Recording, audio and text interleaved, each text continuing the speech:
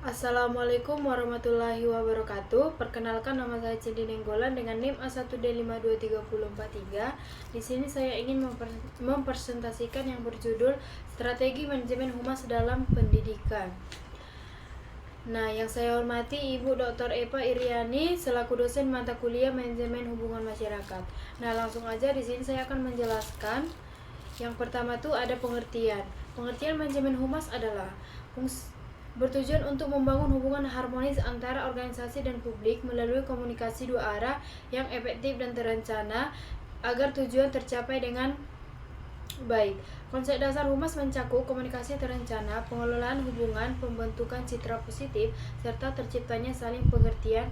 Humas berperan menyampaikan pesan organisasi kepada publik internal dan eksternal, membangun kepercayaan, serta menjaga reputasi organisasi melalui tahapan penelitian, perencanaan, pelaksanaan, dan evaluasi, termasuk dalam pengelolaan krisis dan persepsi publik.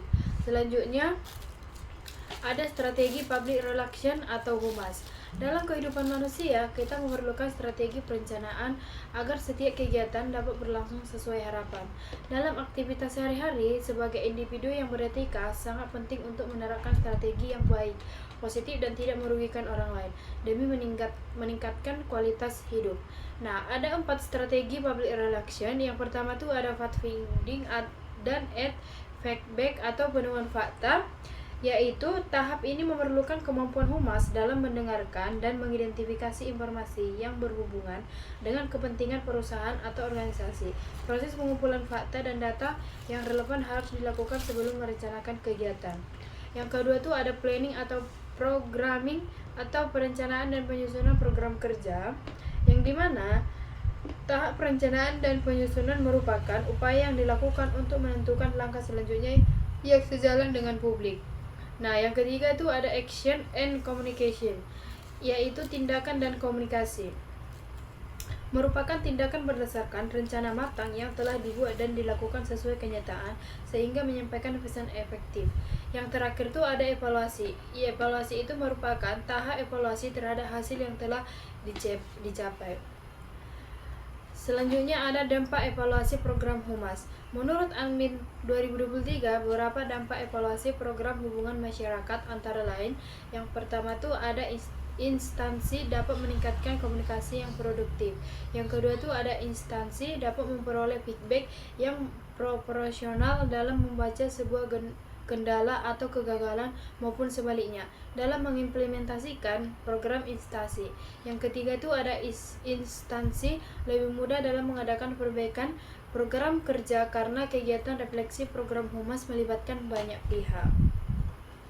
Nah, yang terakhir tuh ada peranan humas dalam pendidikan.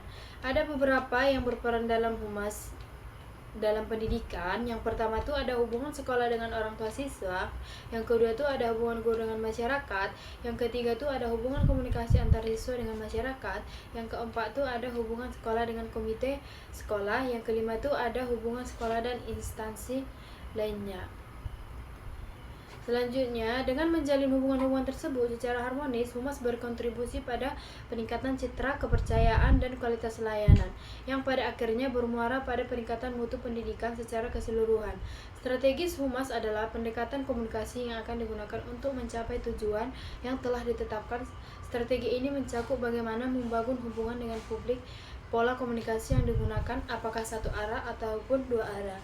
Maka dari itu, hubungan humas sangat penting pada lembaga pendidikan, apalagi untuk meningkatkan kualitas sekolah tersebut dengan terakreditasi unggul.